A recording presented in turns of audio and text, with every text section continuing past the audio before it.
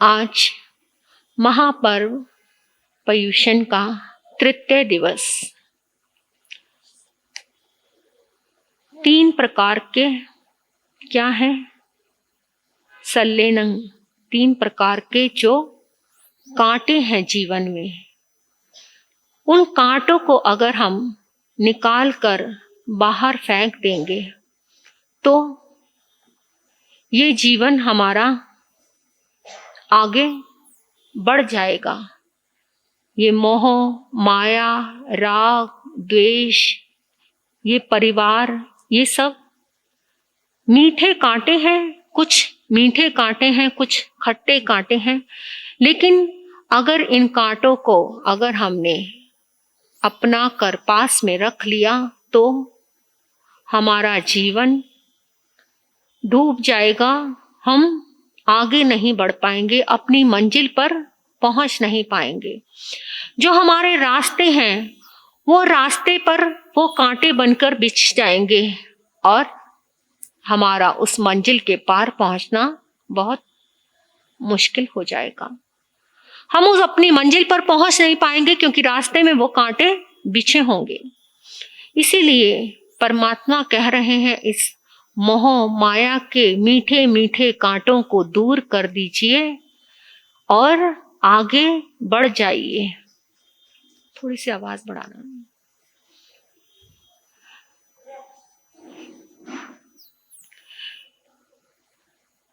जिस प्रकार से मोती को सबसे पहला स्पर्श, मोती का जो सबसे पहला स्पर्श किसको होता है जानते हैं आप? मोती का सबसे पहला स्पर्श होता है सीप को। सीप के अंदर ही मोती होता है ना, तो उसको पहला स्पर्श किसने किया? पहले वो किस में आया मोती? सीप में। तो जिस प्रकार मोती का स्पर्श सबसे पहला सीप को होता है, गुलाब के फूल का सबसे पहला उसकी सुगंध लेने वाला कौन? जो भी मानव, जो व्यक्ति उसके पास आएगा, जो उस गुलाब को धारण करेगा, तो सबसे पहले उसी मनुष्य को, उसी मानव को गुलाब की खुशबू आएगी। तो इस तरह से गुलाब का सबसे पहला उनकी खुशबू, उसका स्पर्श उस व्यक्ति को होगा। इसी तरह से काष्ठ का, चंदन की खुशबू का सबसे पहला लाभ किसको होगा? जो उस चंदन को धारण करेगा, उसी को उसकी सुगंध का लाभ मिलेगा। इसी प्रकार से आगम को पढ़ने का, आगम को सुनने का, आगम को सुनाने का सबसे पहला लाभ उसी को मिलेगा जो आगम को पढ़ेगा, सुनेगा, उसी का उसको लाभ मिलेगा, उसी की उसको सुगंध मिलेगी और उसी से उसके जीवन का उद्धार हो जाएगा। क्योंकि जो पढ़ेगा और जो सुनाएगा उसी का आनंद वो स्वयं ही ले सकता है, जो सुनने और सुनाने वाला। तो कहते हैं जिसको इसमें रस आ जाए, आगम को सुनने और सुनाने में जिसको रस आ जाए, तो उसके लिए स्वर्ग से भी ज्यादा आनंददायी वो पल होंगे। जिस तरह से हम सोने का सुख लेते हैं, एक अपनी शैया पर आराम करके, जब थकावट शरीर में बहुत ज्यादा हो जाती है तो जब आराम करते हैं, लेटते हैं, तो कैसा सुख मिलता है ना, एकदम आनंद मिलता है। तो ऐसा ही सुख, ऐसा ही आनंद उस व्यक्ति को मिलेगा जो आगम को पढ़ेगा, जो सुनेगा। ऐसा सुख उस व्यक्ति के जीवन में आ जाएगा। तो उस सुख को धारण करना है हमने। ऐसे पर्युषण महापर्व को हमने जीवन में अपने लाना है और अपने जीवन को उत्थान की ओर ले जाना है। पर्व, ये पर्युषण पर्व कितना महान, कितना उच्च बताया गया है। कहते हैं जिस प्रकार मंत्रों में परमेष्टि महामंत्र को स्थान दिया गया है।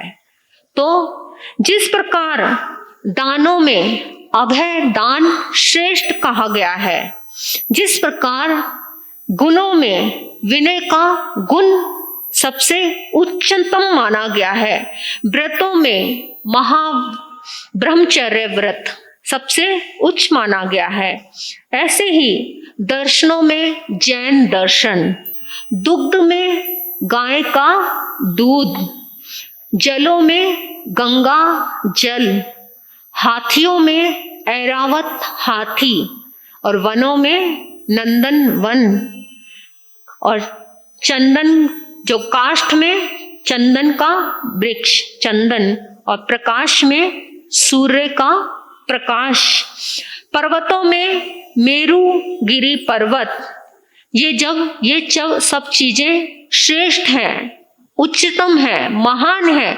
ऐसे ही पर्वों में ये हमारे महापर्व पर्युषण सर्वश्रेष्ठ माने गए हैं।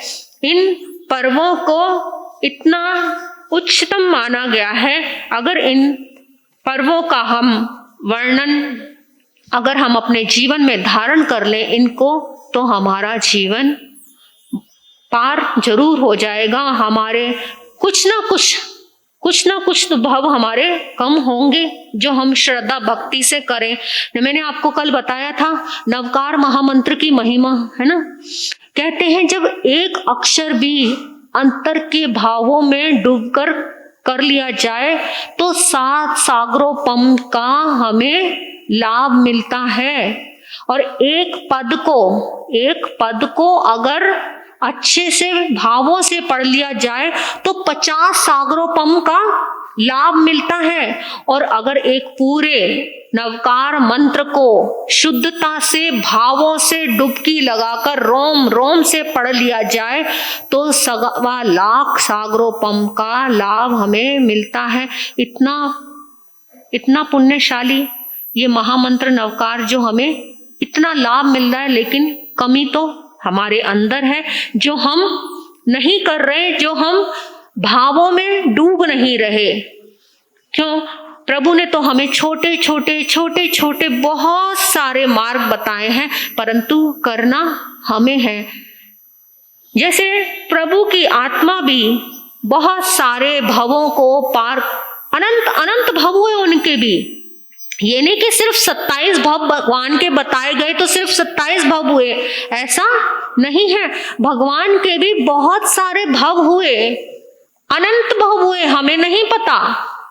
लेकिन जिस भव से उनको संकित की प्रश्ना हुई थी, जब से उनको सम्यक्त प्राप्त हुआ, तभी से उनके भवों की गणना शुरू होती है, तभी से हमको उनके भव मालूम है जो शास्त्र में हमें बताए गए हैं। तो कल आपने सुना था नैसार का भव, कि नैसार ने कैसे अपने जीवन में सम्यक्त्व को धारण किया और वो नींव प्रभु के मार्ग पर चलने की वो नींव रख ली। अब नींव रख ली, अब मकान बनाना शुरू है, क्योंकि नींव भर गई तो दीवारें खड़ी होंगी और फिर जाके मकान बनेगा। तो वो धीरे धीरे वो नींव मजबूत होती चली जाएगी और एक दिन वो मजबूती से वो मकान खड़ा हो जाएगा। तो नैसार ने ऐसी नींव उस जीव आत्मा के अंदर डाल दी। अब पहले मैं आपको ये बताऊंगी कि भगवान के जो इसमें 27 भव कौन कौन से बताए गए हैं, फिर आगे भगवान के अगले भव का विस्तार करूंगी। सबसे पहला भव आया था नैसार का भव। दूसरा भव है नैसार ने अपना जीवन, अपना आयुष पूर्ण करके स्वधर्म देवलोक में जाकर वो देवता बने, क्योंकि उन्होंने क्या किया था, अंत समय में पुण्य का काम किया, बहुत श्रद्धा भक्ति के साथ आहार बहराया, तो जाकर वो स्वधर्म देवलोक में जाकर देवता बने। तीसरा भव प्रभु का आता है मरीचि का भव। मरीचि के भव में क्या वर्णन आएगा आप सुनेंगे, आपको पता लगेगा। फिर उसके बाद वहां से वो आयुष पूर्ण करके ब्रह्म देवलोक में जाकर देवता बनते हैं। फिर वहां से कोल्लाक नामक गांव में ब्राह्मण के घर में कौशिक नाम का त्रिदंडी सन्यासी का भव मिलता है उनको, 5वां। 6ठा भव फिर उनका ईशान देवलोक में जाकर वो देवता बनते हैं। 7वां भव हस्तिनापुर नगर में ब्राह्मण के घर पुष्पमित्र के नाम का सन्यासी बनते हैं। फिर 8वां भव सुधर्म देवलोक में जाकर देवता बनते हैं। एक भव मनुष्य, एक भव देवता, फिर एक भव मनुष्य, फिर एक भव देवता का। इस प्रकार से उनकी श्रृंखला चलती जा रही है। फिर 9वें भव में चैत्य नामक ग्राम में ब्राह्मण के घर अग्नि प्रद्योत नाम का सन्यासी बनते हैं। 10वें भव में ईशान देवलोक में जाकर देवता। फिर 11वें भव में अग्निभूति ब्राह्मण। फिर 12वें भव में तीसरे देवलोक में जाकर देवता बनते हैं। फिर 13वें भव में तदंतर श्वेतांबिका नगर में ब्राह्मण के घर में भारद्वाज के नाम से प्रसिद्ध होते हैं। 14वें भव में चतुर्थ देवलोक में जाकर देवता बनते हैं।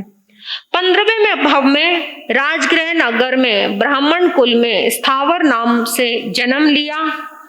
अब ये आपने अभी तक सारे जो सुने कौन से, सारे ब्राह्मण कुल में जन्म लिए, जितने भी भव हुए ब्राह्मण कुल में हुए। अब उनका ब्राह्मण कुल में जन्म क्यों हुआ ये आप अभी आज सुनेंगे कि इनका ब्राह्मण कुल में जन्म क्यों हुआ।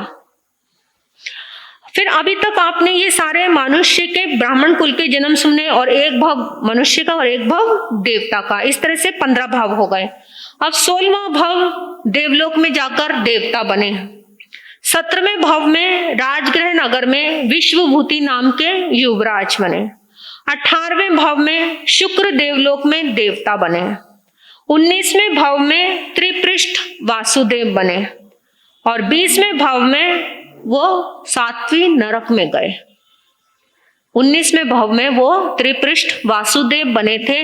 वासुदेव बनके उन्होंने ऐसा क्या किया था जिसके कारण उनको नरक में जाना पड़ा, आप सुनेंगे पता चलेगा।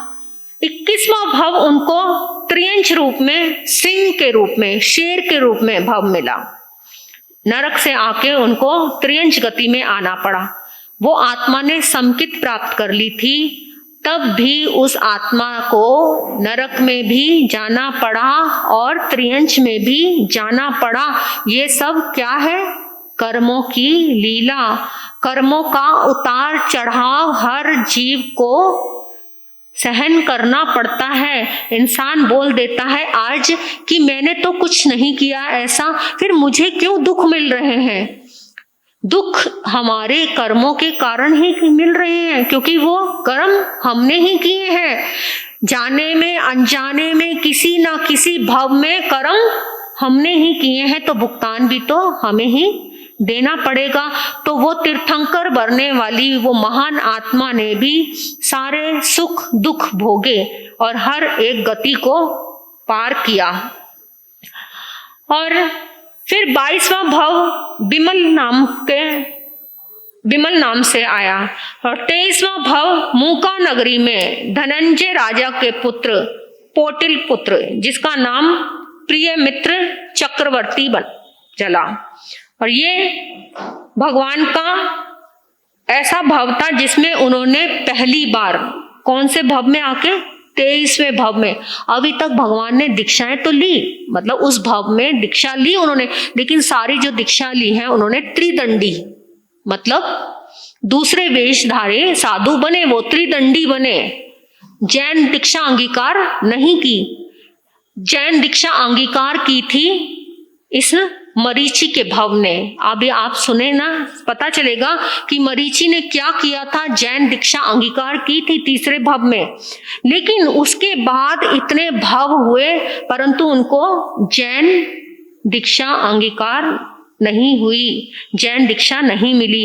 23वें भव में जाके जब वो चक्रवर्ती बने तब उन्होंने जैन दीक्षा अंगीकार की।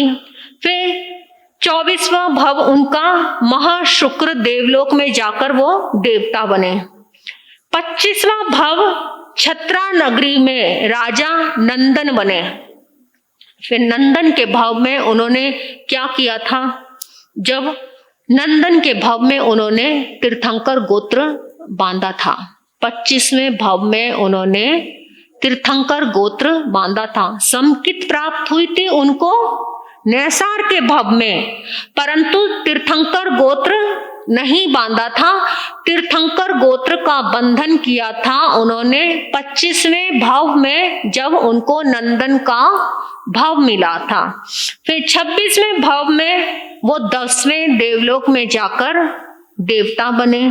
और 27वां भव प्रभु महावीर का, जो आप सबको पता है। अब हमारा वर्णन आता है कि वो देव आयुष पूर्ण करके कहाँ आया? जो नैसार का जीव आयुष पूर्ण करके देवलोक में गया, अब वो देवता आयुष पूर्ण करके कहाँ जन्म लेता है? कहाँ जन्म लेता है जानते हैं आप में कोई? मरीचि के रूप में लेता है, लेकिन कहाँ, कौन होता है मरीचि? मरीचि ऋषभदेव भगवान के पोते, भरत चक्रवर्ती का पुत्र। उस आत्मा ने एक शुद्ध भावों से आहार बहराया। आहार दान की महिमा देख लो आप, भावों की महिमा है ये। आहार बहराया उस नैसार ने, ऐसे भावों से आहार बहराया, ऐसे उच्च भाव थे उस समय, जो अंतिम गति तो उनको देवलोक की मिली। वहां से आयुष पूर्ण करा तो कहाँ जन्म मिला? ऐसे महापुरुष के घर में, जहां उनका दादा तीर्थंकर, जहां उनके पिता चक्रवर्ती, ऐसे घर में उस आत्मा ने जन्म लिया। नाम मिला मरीचि। अब मरीचि पल रहा है, बड़ा हो रहा है। मरु देवी माता, उनकी छत्र छाया में वो मरीचि बड़ा हो रहा है। मरु देवी माता बहुत प्रसन्न है। उनका बेटा चला गया, ऋषभदेव भगवान जो उनके बेटे थे वो चले गए, अपने दीक्षा अंगीकार की और चले गए विनीता नगरी से। अब माता राह देखती जा रही है कि कब मेरा बेटा आएगा, कब मेरा बेटा आएगा। माँ के अंदर सिर्फ एक ही लगन है कि मैंने इतना समय हो गया अपने बेटे को नहीं देखा, मेरा बेटा कब आएगा। अपने पोते को कहती है माँ, भरत चक्रवर्ती को, कि देखो ढूंढो कि मेरा बेटा कहाँ है, मुझे अपने बेटे के पास जाना है।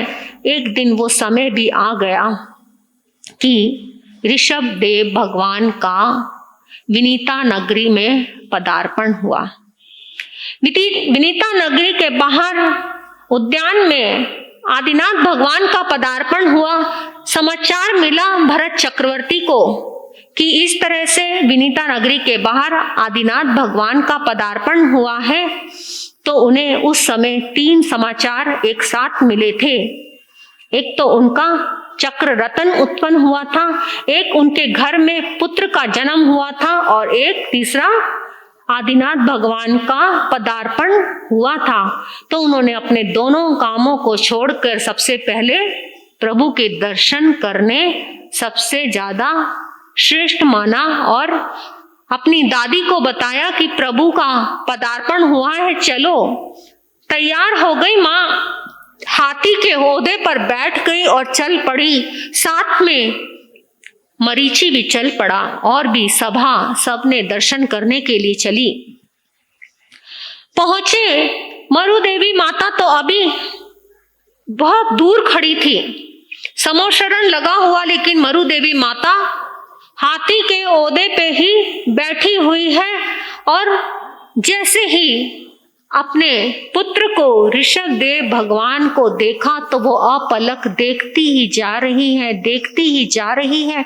उनको ये नहीं लग रहा कि मैं भगवान को देख रही हूँ, कुछ नहीं, बस उनके सौम्य से चेहरे को देखती जा रही है, देखती जा रही है। देखते देखते क्या हो गया, वहीं पर ही इतने भाव उत्कृष्ट कि वहीं बैठे बैठे कोई तप नहीं किया, कोई पचकान नहीं किया, कोई वंदन नहीं किया, कुछ नहीं किया, सिर्फ प्रभु का चेहरा निहार रही है और अंतर इतना शुद्ध, इतना निर्मल, देखते देखते वहीं केवल ज्ञान हो गया और वहीं से वो निर्वाण को प्राप्त हुई।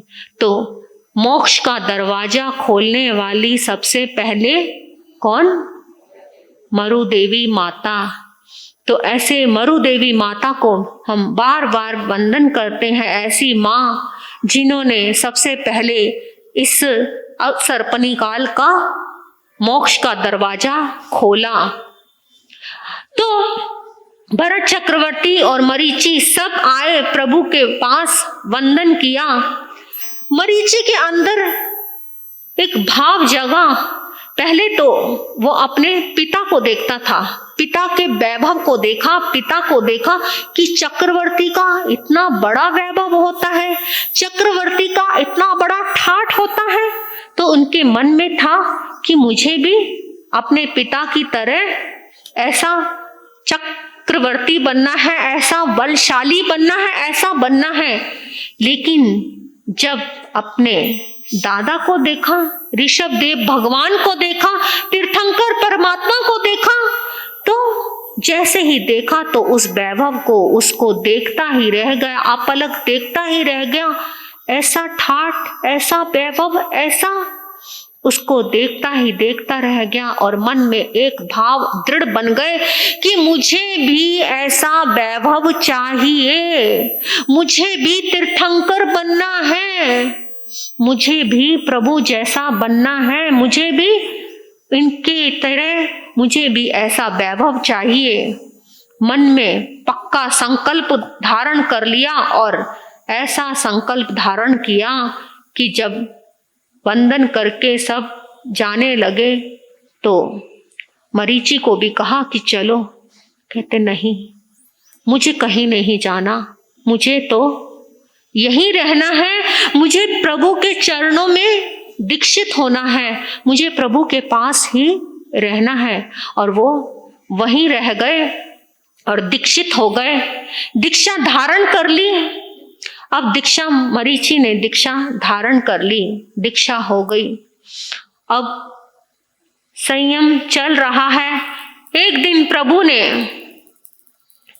उनकी सभा बैठी हुई थी, प्रभु ने सुनाया कि ऐसे ऐसे जीवन में कोई भी परिचय आ जाए तो किसी भी परिचय से घबराना नहीं। कैसा भी वक्त हो सकता है, कैसी भी सर्दी, गर्मी, बरसात, किसी भी प्रकार का मौसम, कुछ भी आ सकता है जीवन में। कभी भी डगमगाना नहीं। कभी तुम्हारे जीवन में ऐसा समय भी आ सकता है कि तुम्हें अकाल पड़ जाए और तुम्हें पानी भी नसीब ना हो और तुम्हें पानी भी ना मिले, तो अपने संयम से विचलित मत होना, डगमगाना नहीं। ऐसा शब्द सुनना था मरीचि ने तो एकदम रात में ही मरीचि को क्या आने लग गया नजर। मरीचि को ऐसा एहसास होने लग गया पूरी रात भर में, जैसे मैं तड़फ रहा हूँ, मैं मछली की तरह तड़फ रहा हूँ, मैं जंगल में हूँ, रेगिस्तान में हूँ, मुझे पानी नहीं मिल रहा, मैं पानी से मरा जा रहा हूँ, मुझे भूख लग रही है और मुझे कुछ खाने को नहीं मिल रहा, मैं परेशान हो गया, मैं तड़फता जा रहा हूँ, तड़फता जा रहा हूँ। पूरी रात ऐसी गुजरी और इतना परेशान हो गया, इतना परेशान हो गया, इतना विचलित हो गया कि सोचा अब मुझे यहाँ नहीं रहना, मुझे तो जाना है। और मन विचलित कर लिया अपना और सुबह प्रभु को बताए बिना ही चल पड़ा। अगर एक बार प्रभु को बता देता तो वो जीवन संभल जाता, परंतु परंतु नहीं, प्रभु को कुछ नहीं बताया, अपनी बात शेयर नहीं की और घबरा गया और विचलित हो गया और चल पड़ा और वेश धारण कर लिया, त्रिदंडी बन गया। परंतु अटूट श्रद्धा विश्वास प्रभु के ऊपर, लेकिन वो विचलित हो गया कि मुझसे ये संयम अब पाला नहीं जाएगा और चल पड़ा। प्रभु के समोशरण के बाहर ही बाहर खड़ा हो गया, लेकिन वेश परिवर्तन कर दिया। अब एक दिन समय व्यतीत हुआ, भरत चक्रवर्ती आए। पता चला तो जब भरत चक्रवर्ती को कि मरीचि ने ऐसे प्रभु का साथ छोड़ दिया, प्रभु का वाना छोड़ दिया, तो भरत के दिल में मरीचि के लिए बहुत वैर भाव आ गया, बुरा भाव आ गया कि मतलब इसने प्रभु का बाना, इतना पवित्र बाना छोड़ दिया, ऐसा प्रभु का साथ छोड़ दिया, इसने बहुत गलत किया। तो उनके मन बहुत खराब हुआ इस बात को लेके। अब भरत चक्रवर्ती मरीचि से बोलते नहीं, उनसे कोई मतलब नहीं रखते। एक दिन प्रभु का समोशरण लगा हुआ था, भरत चक्रवर्ती आए, प्रभु को वंदन किया, बैठ गए, सभा खत्म हुई तो भरत चक्रवर्ती ने प्रभु से एक प्रश्न पूछ लिया कि प्रभु, आपकी सभा में ऐसा कौन सा व्यक्ति है, ऐसा कौन है जो तीर्थंकर बनेगा? प्रभु ने कहा कि इस सभा के अंदर कोई भी ऐसा व्यक्ति नहीं है जो तीर्थंकर पद को प्राप्त करेगा, लेकिन हाँ, इस सभा के बाहर, इस परिसर के बाहर जो बैठा हुआ है मरीचि तुम्हारा पुत्र, वो तीनों पदवियों को प्राप्त करेगा।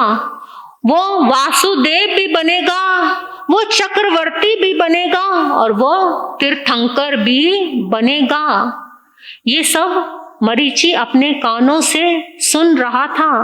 जैसे ही मरीचि ने ये बात सुनी, वो तो अंदर से इतना खुश हो गया, प्रभु मैंने आपको छोड़ दिया, लेकिन आपने मुझे नहीं छोड़ा, आपने मुझे पकड़ के रखा, आपने मेरा उद्धार किया, आपने मेरे दिल की बात सुन ली, आपने मुझे रास्ता दे दिया। तो जब मरीचि ने प्रभु से पूछा था कि प्रभु कि तीर्थंकर बनने के लिए, जब उसके मन में ये भाव था कि मुझे तीर्थंकर का वैभव प्राप्त करना ही है, तो मरीचि ने प्रभु से पूछा था कि कौन कौन से रास्ते हैं। प्रभु ने 20 रास्ते बताए थे, जिसमें से मरीचि को एक ही रास्ता पसंद आया था, तीर्थंकर भक्ति। तीर्थंकर भक्ति करते जाओ तो एक दिन तीर्थंकर जरूर बनोगे। तो ये रास्ता मरीचि को पसंद आया था, तो वो तीर्थंकर भक्ति में लग गया था। क्योंकि जो भी आता मरीचि के पास, मरीचि उनको प्रेरणा देकर प्रभु के पास ही दीक्षित कर देता। जो भी आता सच्चे श्रद्धा भाव से मरीचि उसको अच्छे से प्रेरणा देता। उसने सोचा मैं तो इस जीवन को नहीं पाल सका, मेरे बस की बात नहीं थी, लेकिन सबको प्रभु के पास दीक्षित होने के लिए भेजता गया। तो इतनी अंतर भावना से उसने भक्ति की प्रभु की। तो प्रभु ने कहा कि वो जो तुम्हारा पुत्र मरीचि, वो आने वाले 24 में अंतिम तीर्थंकर बनेगा। अब मरीचि ने सुना तो बहुत खुश हो गया। अब भरत चक्रवर्ती भी सोचने लगे, अरे मैं तो उनको पूछता भी नहीं था, लेकिन अब मुझे पता चल गया आने वाली 24 के वो हमारे तीर्थंकर बनेंगे। तो भरत चक्रवर्ती जब जाने लगे तो मरीचि को वंदन करने लगे। जब मरीचि को वंदन किया तो मरीचि के अंदर तो अहंकार आ गया, क्योंकि वो पूछते ही नहीं थे। जब से उन्होंने प्रभु का बाना छोड़ा था, भरत अपने बेटे को नहीं पूछते थे। तो अब जब प्रभु के कहने पर पता लगा तो उन्होंने आने वाले भावी तीर्थंकर को वंदन किया। और जब उन्होंने वंदन किया तो उनके अंदर अहंकार आ गया, अहम भाव आ गया। देखा मैं तीर्थंकर बनने वाला हूं, आने वाली 24वीं में मेरे आगे झुकना ही पड़ गया ना इनको। तो एकदम अहम भाव आ गया, मैं का भाव आ गया, तो वो ही पतन का कारण बन जाता है। मैं भाव आने से इंसान अपने आप को नीच गोत्र का बंधन कर लेता है। जब मैं भाव आ जाता है वो छोटा छोटा बन के रह जाता है। तो जब भी, इसीलिए उन्होंने ऐसा बंधन किया कि जब भी वो आत्मा ने जन्म लिया, भगवान की आत्मा ने जब भी जन्म लिया तो वो छोटे बन के पैदा हुए, उनको बड़ा बनने का अवसर नहीं मिला। चाहे राजा के घर में भी जन्म लिया लेकिन वो छोटे बने, राजा नहीं बन पाए। तो इसी तरह से उन्होंने ये छोटे का, नीच कुल का बंद कर लिया। और ऐसे ही उनको हर भवों में, कितने सारे भवों तक उनको जैन कुल की शरण भी नहीं मिली। उनको जो भी वेश मिला, ब्राह्मण का वेश मिला, और उन्होंने त्रिदंडी बन के ही दीक्षा ली। हर भव में वो त्रिदंडी बने।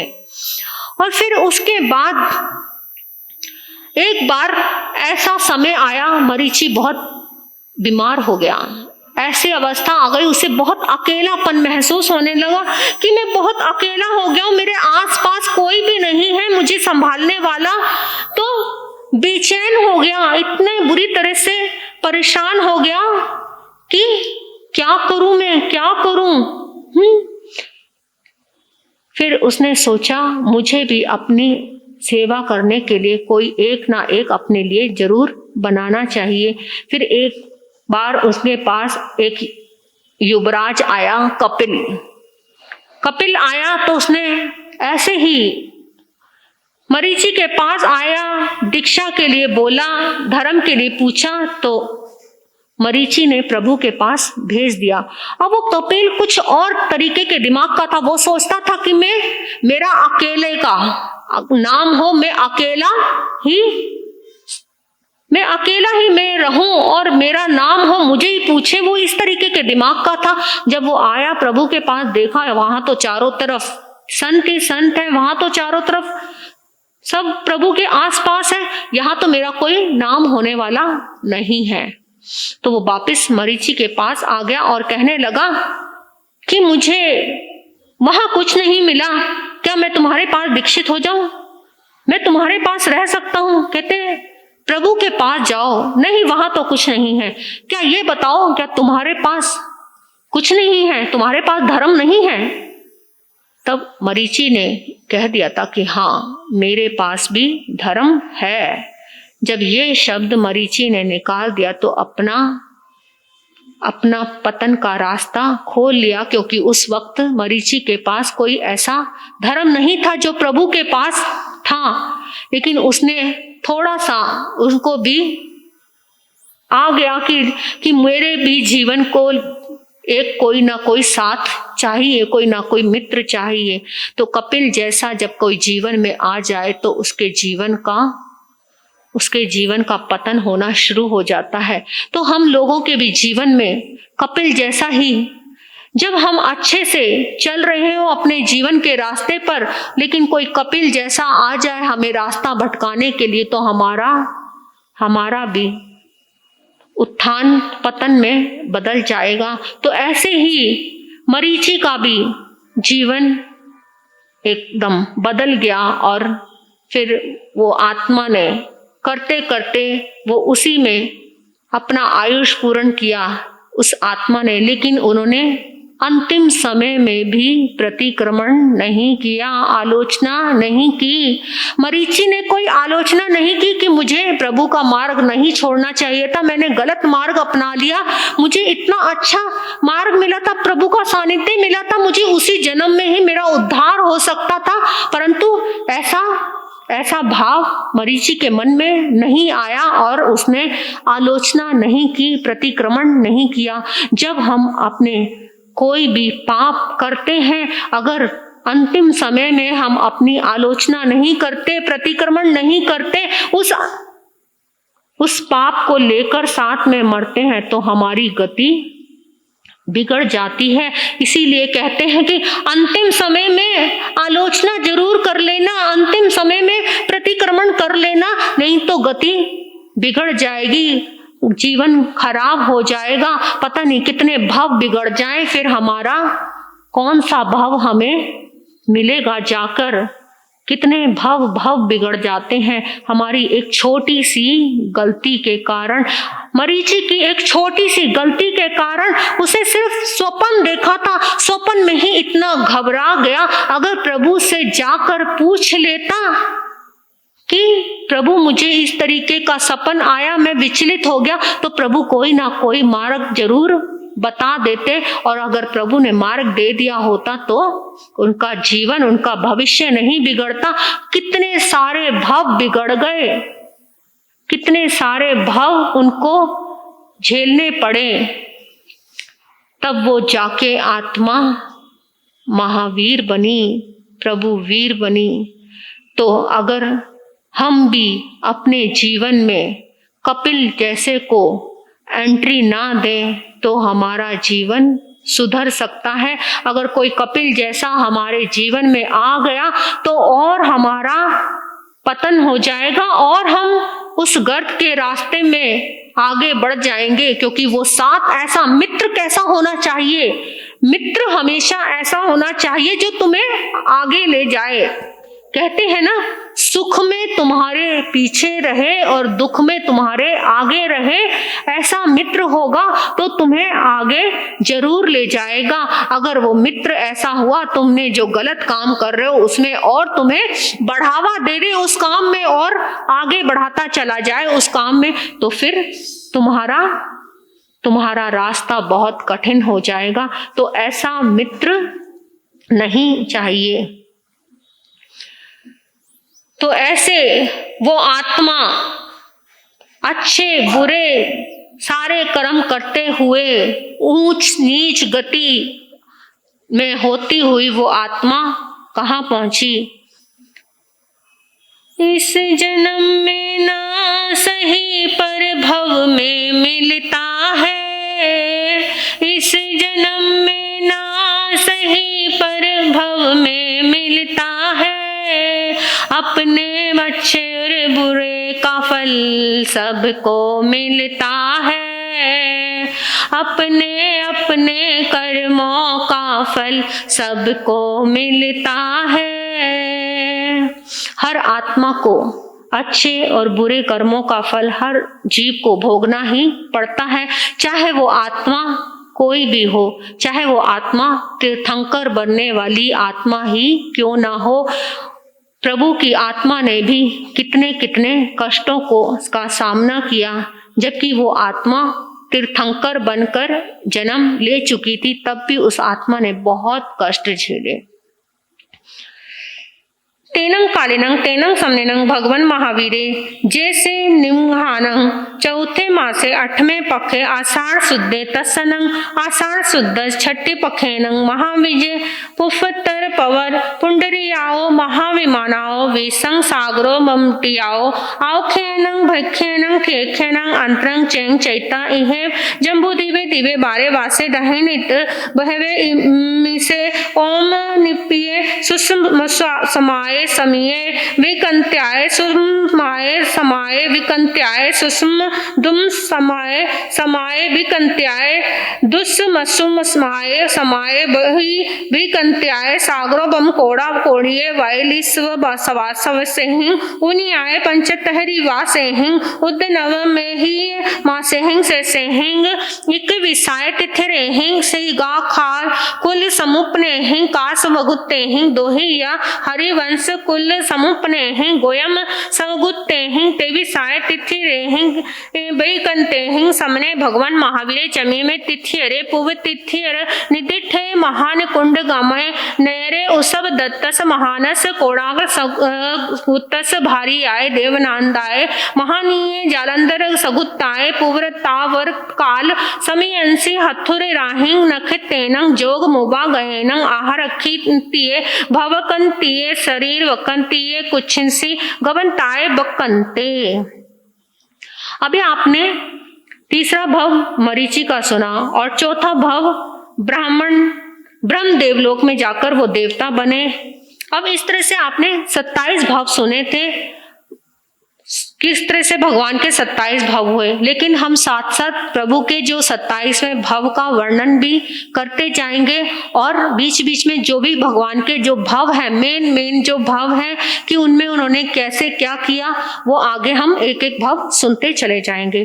तो इसमें भगवान महावीर उस चतुर्थ मास के अष्टम पक्ष आषाढ़ शुक्ल षष्टमी की रात को 10वें स्वर्ग से महाविजय प्रवर पुंडरिक विरामान से 20 सागरोपम की देव वाले आयु पूर्ण करके जम्बू द्वीप के दक्षिण भारत में अब सर्पनी काल के सूक्ष्म प्रथम आर्य के उसमें पूर्ण करके, ये सारे पूर्ण करते हुए भगवान महावीर महाकुंड ग्राम में कोडाल गोत्री ऋषभदेव ब्राह्मणी की स्त्री जालंधर गोत्री देवानंदा ब्राह्मणी की कुक्षी में मध्य रात्रि के समय, जबकि उत्तरा फाल्गुनी नक्षत्र के साथ योग कर रहा था, तब प्रभु उनके गर्भ में आए।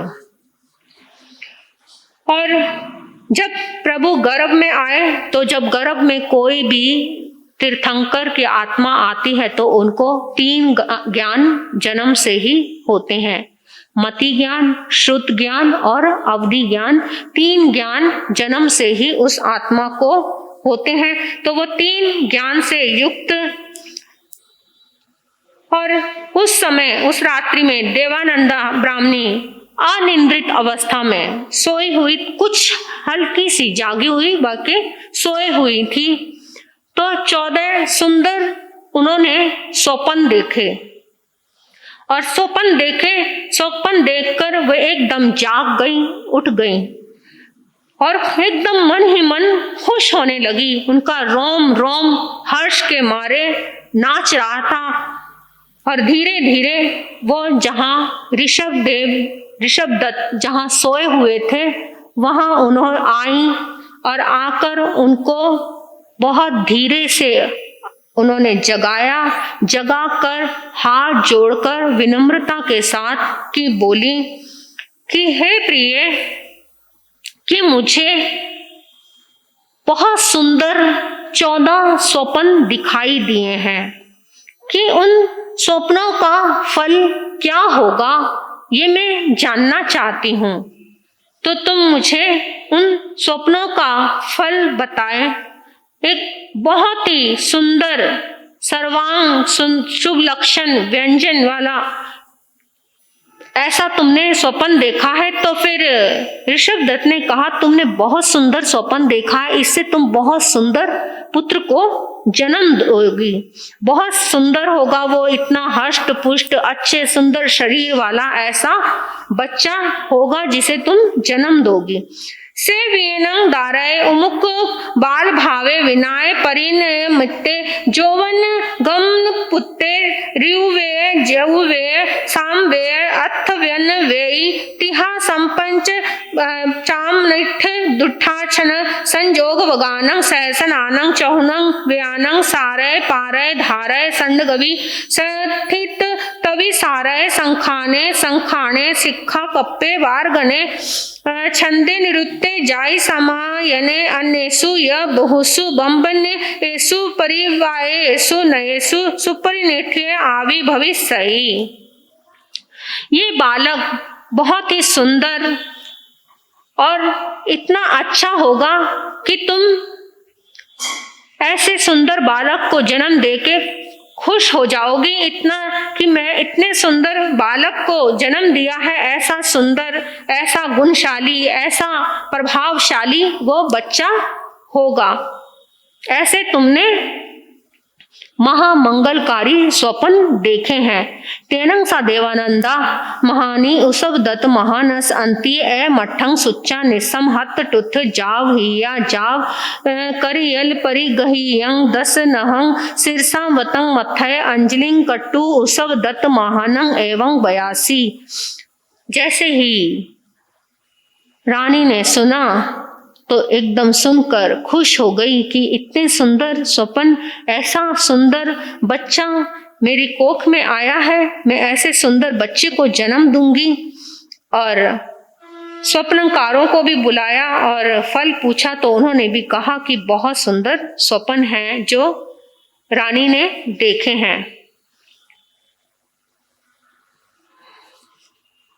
तेनंग कालेनंग तेनंग समनेनंग सक्के देविन देवराया वज्र पानी पुरंदरे से कऊ सहखे वगवंग बाग साने दाहिनड लोगा हिवई वित्तिस विसान सह साई अनंग बहाने सुरदे अयनंग वरत धरे आयलिए मालम ओडे नव हेम चाउ रिश्त चंचल कुंडल दिविहि जम आन गले मही डिये महजुइये महावले महायसे महाभावे महासुखे भाग बोंदी पलवन माल धरे सोहमे कप्पे सोहम बड्डी सगे विमाने सोहम माए संभाए संकिसी सिंहा सनंसी सेनथस बत्ती सानय विमान वासय साहसीनंग सायति तासय ताय तति सागानंग चौरासीय सामान्य आहसह सीनंग चहुनंग लोग पालानंग अठनंग अगमहि सीनंग सपरिवारानंग तिनहंग परिसानंग सत्तनंग अनि आनंग सत्तनंग अनि आहि वैनंग चौनंग चौरासीनंग आयख देवस सीस्नंग अंतिसी च बहुनंग सोहम कप्प वासीनंग वेमानी आनंग देवानंग देवीनंग ahoय वच्चंग पोरे वच्चा मित्तिंग भट्टितंग महत्तरत्तंग अनाइस सेवसा वच्च कारे माने वाले माने महिया हया नट गिये वये यतंग तिल ताल तुटिये घन मुग पंडु हवाई ईयर बेनंग देवाई भोग भोगाई गुज माने विहर रही। उस समय स्वर्ग के देवताओं के जो अधिनायक शकेंद्र जो शासन कर रहे थे, उनके हाथ में एक वज्र होता है जो दैत्यों का नाश करते हैं, जिनको शकेंद्र कहा जाता है।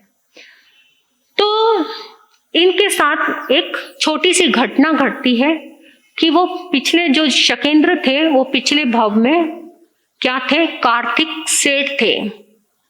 एक सेठ थे, एक बार उनकी नगरी में, एक राजा की नगरी में एक तापस आ गया था।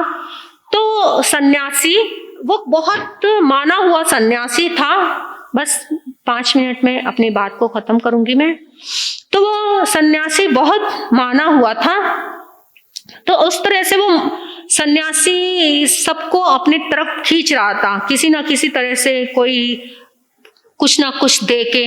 आजकल वैसे भी इस चीज का जमाना है, कोई एक चीज दे दे कुछ ऐसी, जैसे एक धर्म सभा लगी हुई है, एकदम तुम्हें सिंपल साधारण सी धर्म सभा, जैसे कि अपनी ही सभा है।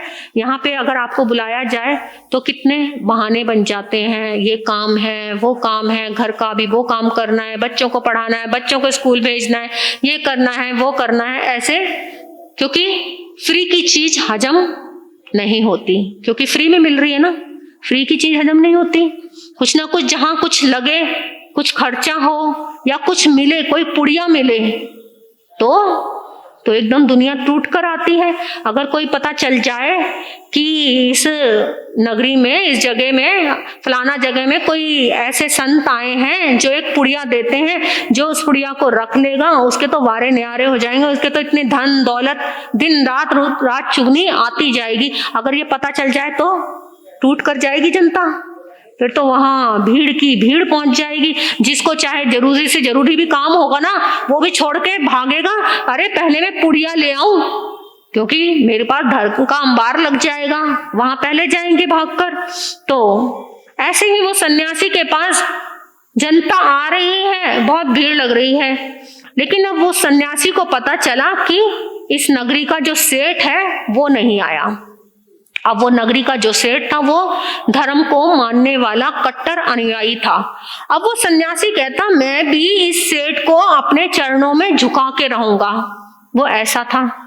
अब वो सेठ तो अपने सिर्फ प्रभु के आगे झुकने के अलावा ढोंगी पापियों के आगे झुकना नहीं चाहता था। तो लेकिन अब राजा के कहने से आना पड़ा सेठ को। राजा ने जबरदस्ती बुलावा भेजा, आया सेठ।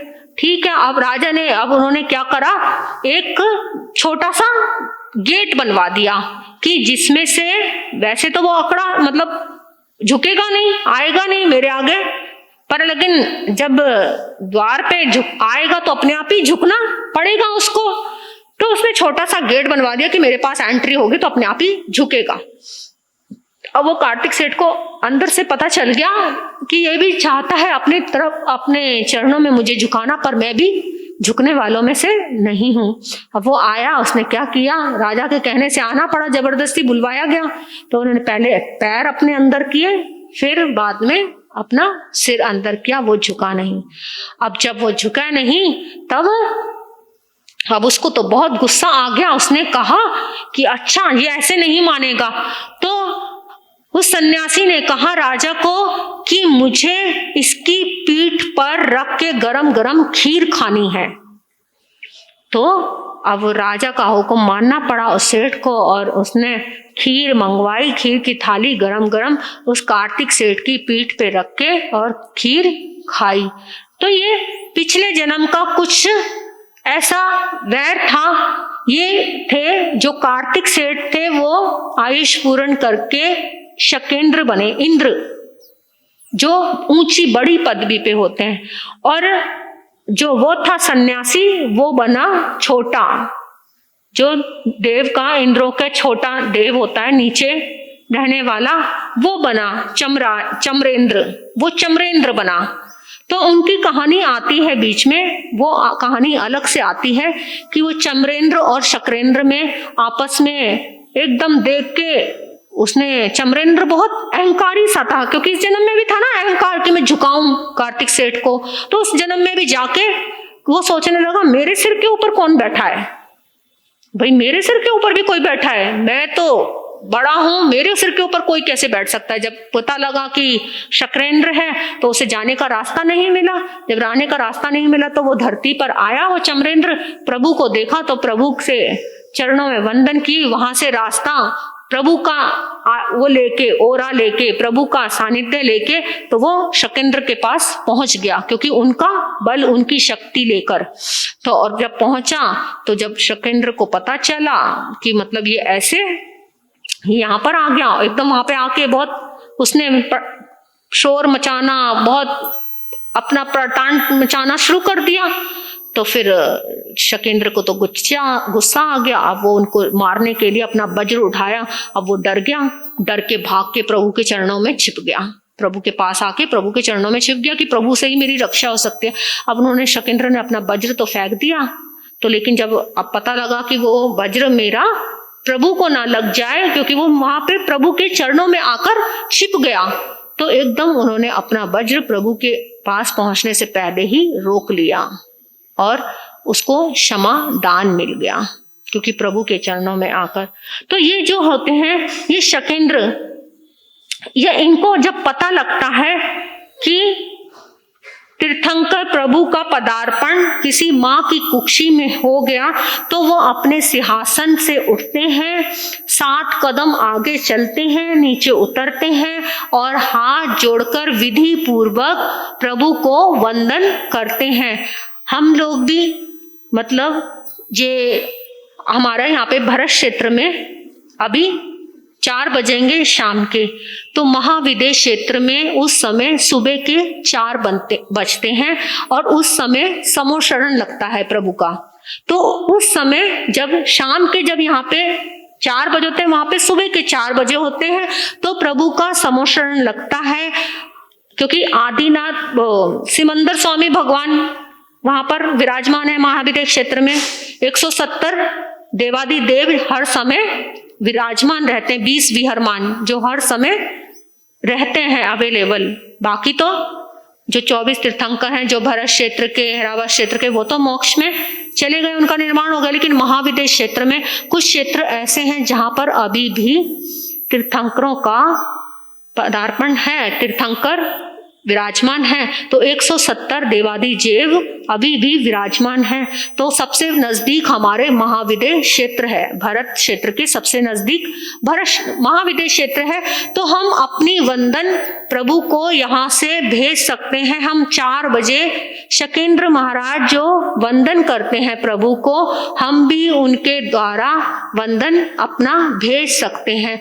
4 बजे आप नमोथनम के पाठ से शकेंद्र भगवान नमोथर्ंग के पाठ से प्रभु को वंदन करते हैं। तो हम भी 4 बजे 2 नमोथर्ंग पढ़ के प्रभु को वंदन कर सकते हैं। तो आप सब भी अपने मन में एक नियम धारण कर लो कि हर रोज शाम को 4 बजे आप 2 नमोथर्ंग के पाठ से प्रभु को वंदन करोगे।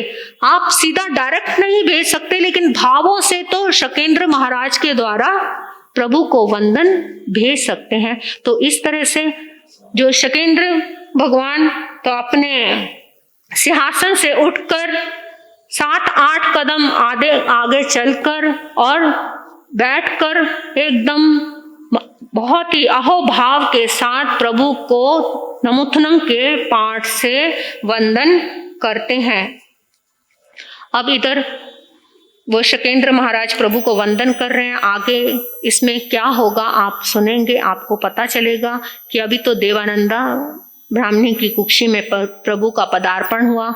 आगे प्रभु कहाँ पधारेंगे, कैसे उनका आगे का भव चलेगा, आप सुनेंगे, आपको पता चलेगा। आपने बहुत ही प्रेम, भक्ति, श्रद्धा के साथ इस प्रभु की वाणी को श्रवण कर रहे हैं। आप सबका भी मंगल हो, भला हो। इस सभी के साथ बोलिए भगवान महावीर स्वामी की जय।